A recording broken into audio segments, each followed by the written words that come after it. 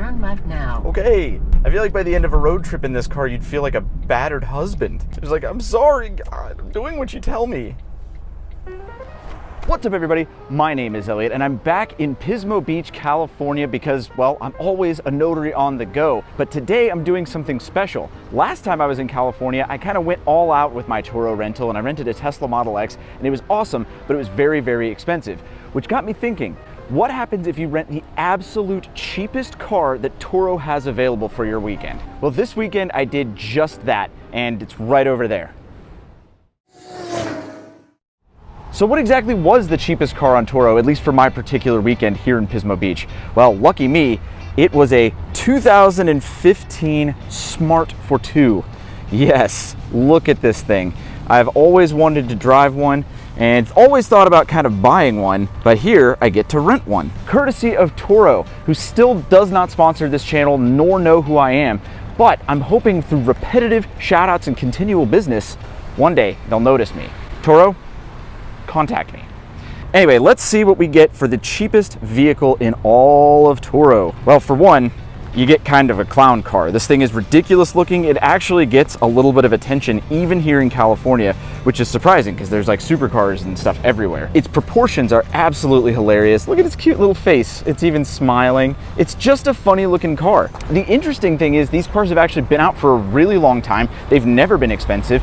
They've never even really sold that well, which is why I think they took them away again. But these were great cars when they first got to the States in like 2008. Hair salon companies bought them, real estate companies bought them. Basically, this was the car to get if you wanted a mobile advertising board for your company. People wrapped them in all sorts of crazy things, and back in the early 2000s, it was like, whoa, what is that? And then boom, your company name was out there. But aside from being a really good billboard and mobile clown car, what is it and how much did it cost me? Let's just get to the bare bones here. I rented this Smart for 3 days for a total of $60 before tax and all of that, but the total came out to $60.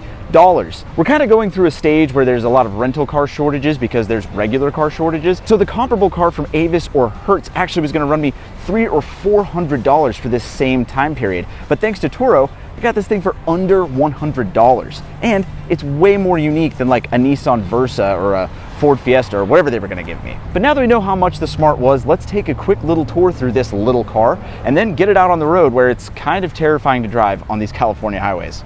Taking a look at the exterior styling, this is kind of this car's biggest feature, is the whole look at me. How is that possible that a car has this kind of proportions? But it's just hard not to look at. It's a very funny car. It is taller than it is wide, which makes it absolutely illegal to run at autocross, but it's just a weird looking little car, and yet it's cute and endearing. A couple of my favorite exterior features are this little style hoop, which is also part of its main safety system, and this supercar-like side intake.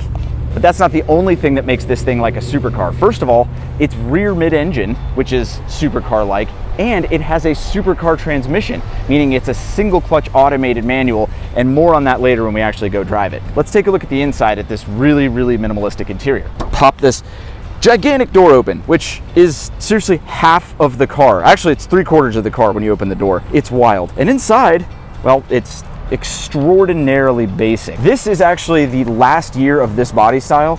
After this, they got a complete new update, including a new interior, but this was as refined as the first gen got. And in here you have actually an optional nav screen, which is very fancy, a funny little baseball shifter, and some very rudimentary and basic HVAC controls. But the cool part is the little recirc button is a picture of a little Smart car. How cute is that? Very basic instrumentation. Wow, was I able to turn the wheels? Oh my gosh, this is a new feature to me. I was just kind of testing that out. Car's off, everything's locked. I'm able to turn the wheel, look at this, effortlessly. Possibly no power steering. Maybe it's just these dinky golf cart wheels. This is a new feature to me. The other thing that was interesting to me when I was driving it is manual mirrors on both sides. I know this is a bare bones vehicle, but my goodness. You just have this little stick here and a little stick over there to adjust your mirrors. That's pretty much it for the interior. But one surprising thing is, from the outside, it looks like it's gonna be really, really small, but once you get in here, you have all of this headroom. I mean, look at me. I'm in here and I've got a ton of headroom. It's crazy. That's probably the benefit of it being taller than it is wide. But anyway, let me show you the cargo area because that's kind of where things get interesting in this car, as if they weren't already. The rear of the Smart is, well, pretty smart. let's check this out. First of all, it's not just one big tailgate. It's kind of like a Range Rover. You open this back glass, cool, and you can kind of have some access, but this is where things get neat. There's a little button over here, and it's got a second like tailgate thing. Now you have full access to your smart car cargo area. Beyond opening it up though, what you see is what you get once you're back here. You basically get a 4 arms length parcel shelf and this little trick storage area in the tailgate here that really just looks like it's meant for a rifle, but it turns out it's good for Evian, a phone case, and some extra camera equipment as well. So this isn't exactly the car you want to take if you've got 2 people and like 2 weeks worth of luggage each. It's just not going to work, but it's just fine for this kind of trip where I'm traveling alone. Now, the cool part about this is the engine is also back here. Where, you might ask? Well, allow me to show you. And the engine is under here. Oh, this is gonna be hot. Hey, look, if you're ever wondering who made the Smart, look, Mercedes-Benz approves these oils because this is a Mercedes product. Fun fact. Okay, I decided I needed both hands for this part. So there's this little silly screw key that just comes right out, and then, oh, it's hot, that's hot. Oh, heads up, it's hot under there. And once you've burned yourself sufficiently under here, we have the 1-liter 3-cylinder motor powering the Smart. And all of that is hooked up to a single clutch automated manual transmission. Not much to look at. They obviously didn't want to show it off like a Ferrari or something like that, but it's still pretty cool to have a rear mid-engined little baby supercar that cost less than 15 grand when it was new, and definitely costs less than 15 grand now. Hot, hot, hot, hot. Forgot to mention how much power this little 3-cylinder is making. It's making 70 horsepower and 68 pound-feet of torque. Yes, not even 100 horsepower. In fact, 30 off from 100 horsepower, which seems dangerous for California. Really dangerous anywhere outside of a speed limit 30 zone. But let's go put it out on the road and I'll show you exactly what I mean. Out on the road in the 2015 Smart, the cheapest car on Turo. And right away, you notice its biggest flaw is these shift times. They're laughably bad. And it's not the problem that they're slow. It's the fact that because of the way this transmission works, it completely cuts the throttle, even though you have throttle input, and it just makes your head jerk forward in between each shift, and it never quite knows what you want. This is essentially a manual transmission. It's just that the clutch is being hydraulically actuated via a computer instead of your foot. So basically it's just trying to guess the best it can what to do to make it as smooth as possible. The problem is, because this transmission was designed for economy rather than the F1 transmission and the BMW SMG, it just doesn't freaking do anything well. A lot of people criticize the F1 Ferraris and the E-Gear Lamborghinis and the SMG BMWs, but I'm telling you, those are amazing in comparison to this. The only thing that this can do that those can't is at a stoplight, if you let off the brake, it'll creep forward. The other ones, you have to give it some gas and you kind of get that supercar like at a stop. This one is actually really okay from a dead stop. But here's the problem. Look, this is about half throttle, not exaggerating here. And that was second. I mean, if I didn't know anything about cars, I would think this is broken. That's how bad it is. Honestly, I expected it to be a little bad, but getting in it, I was shocked. I was like, there's no way there's that big of a gap between shifts. The other thing you immediately notice when you get into the Smart is the way the brake pedal feels. It feels like it's rock hard and doesn't do anything, which is a bad combination of things. The reason for this is that it is floor hinged, another supercar thing, but that's not necessarily good because you don't notice it, and stiff brakes around town aren't exactly the best. Other than those 2 major immediate complaints, everything else, I'm not kidding, is chipper and fantastic. This particular car has only 8,000 miles on a 2015 rental car. It means this car's been babied its whole life and has only recently been put into rental duty. But for my sake, it means I can experience this car as fresh as it could have ever possibly been. Like, these shifts are as good as it ever was, and that's pretty bad. Fantastic. Visibility is freakishly good. I haven't driven a modern car with this great of visibility in a long time, and the reasons for that are obvious. It's because my feet are at the front of the car and my head is almost touching the rear glass. I am the center of the car. And because my feet are at the front and my head is at the back and my body's in the middle, it means it's a very easy car to place on the road. Mix that with this very easy steering feel and this amazing visibility, and this thing is the perfect city car. But we all also know its size is a major, major benefit for the parking situation, as I shall now demonstrate. Here's a bizarre parking lot scenario for you. Let's say you have a rental Smart from Turo and you have like 5 or 6 empty spaces over here, but you can only use 4 of them to turn around in, and you don't want to hit the concrete on either side. Well, good for you. The Smart is actually wider at the back than it is at the front, which makes it very easy to turn around itself. So allow me to show you how tightly it can turn around in the small confines of this bizarre scenario.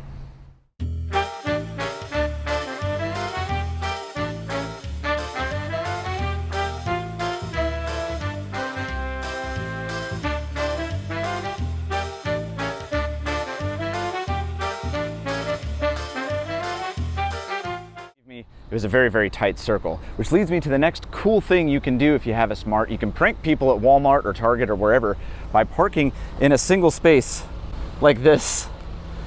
I didn't do it perfectly, but you can see lengthwise, this car still takes up 1 parking stall, making it hilarious to parallel park and frustrating people with F-150s all over the nation. Anyway, let's get this thing back out onto the open highway. Another thing I want to mention with the Smart has more to do with it being a Turo rental than anything.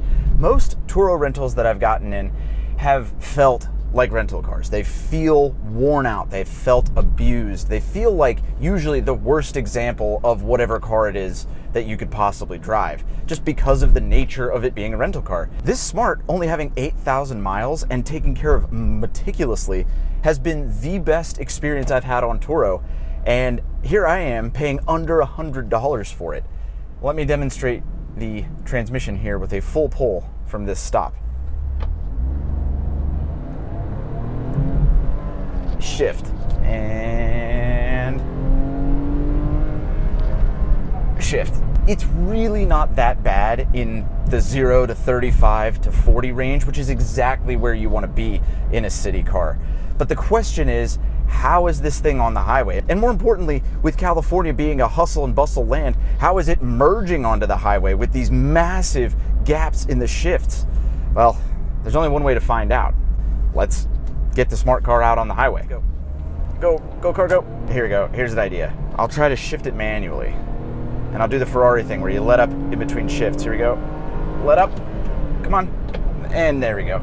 It's a little smoother, but mostly because I'm doing that. All right, so at highway speeds here, this is where the Smart kind of doesn't do as well as you'd expect. It's great in the city. It's a city car, but it speeds about 65 or 70. You know, you feel the wind. It's got a really tall profile and you can feel it blowing around. I expected, with it being only a 1 liter and only 70 horsepower, that it would be out of breath at highway speeds, but apparently it's geared appropriately. We're on the highway right now. We're going like 65, and I feel like it's got ample power. I don't feel like I'm pushing it too hard. In fact, this thing gets like 38 miles to the gallon, which is really, really good for a non-hybrid. But besides that, the problem is that it just feels a little unwieldy. We're rocking the tiniest wheels in the world with a really tall body, and we're getting pushed around by the wind. It just makes it feel a little bit more puckery to drive on the highway than you'd want. But another thing is, at these speeds, it's dead quiet in here. I expected this thing to be wind noise central with how cheap they are and just how they look. But it is quieter in here than a lot of my cars, which is astounding. I guess that's the old Mercedes in it. They know how to build a quiet cabin. So another thing I've done while we're getting on the highway here is I've entered my hotel destination in the dated navigation unit here just to see. I love dated technology just because it's hilarious. It's like a snapshot of kind of the coolest thing that was available at the time, except in this scenario. This is a 2015 and this feels like 2006 navigation. The interesting thing about this particular navigation system, though, is that the lady is very, very mean. She doesn't just say, hey, turn right, and then a little happy chime when it's time. She goes, turn right now, turn left now, do this now. It's so direct and weird. And another one that she gave me said, continue straight and await further instructions. Like, is this a military police lady inside the computer? It's insanity. But it does make you listen. When she says turn right now, you turn right now. Anyway, we're approaching some maneuvers for the mean navigation lady. Here come the mean instructions. Turn left now. Okay, I was going to. Okay. Follow the road until further instructions. See? Follow the road until further instructions. Now I'm just like, what's the next instruction? Turn left now. Okay. Then turn right. Okay, I've turned left. In 0.1 miles, turn right on West Branch Street. Turn right now. Okay, yes ma'am. See what I mean, the urgency? Turn right now. Follow the road until further instructions. Okay, I guess I'll just wait until I hear. Oh God, she's gonna tell me to turn left now. Turn left now. Okay, I feel like by the end of a road trip in this car, you'd feel like a battered husband. It's like, I'm sorry, God, I'm doing what you tell me. Okay, this is how I know this navigation's no good. Now. I'm bearing right, but here's the problem. That's my hotel. Nothing. Nothing. Okay, I mean, I'm an abuse victim here. I have to. 1 miles, your destination is ahead on your right. Well, look, I don't want to make her mad, so I think I'm going to park over here and just walk, because I do not need this kind of attitude for the rest of my trip. You have reached your destination. I haven't. Right. It's back there. So there you go, guys. That's the 2015 Smart Fortwo, the cheapest car in all of Turo, at least for this weekend. Sure, the transmission is laughably bad, but it's got a lot of spunk, it's got a lot of heart, and people seem to absolutely love it. I actually didn't mind driving it nearly as much as I thought I would, although the navigation lady is pretty harsh and mean. The surprising part about it was it held its highway speeds very, very well, and there was not a lot of wind noise. Yes, you get pushed around by the wind a bit by it, but you're not deafened by it. It's actually got really good sound deadening. That must be the Mercedes DNA. Anyway, thank you guys for watching my little California escapade. It's always fun to do something different. Be sure to follow me on Instagram. I try to post behind the scenes stuff there and a ton of stuff I don't get to share on my actual YouTube channel. Like me on Facebook, join my Facebook group. It's a great place to share memes, and I'm almost always in there interacting in the comments. And other than that, be sure to like, comment, share, and subscribe on this video. It greatly helps my performance. I'll see you guys on the next video. Make smart choices. All right, see you guys. Okay, are you secure? Are you secure? Car insecurities, get it? Are you secure? Do you feel good about yourself, Smart?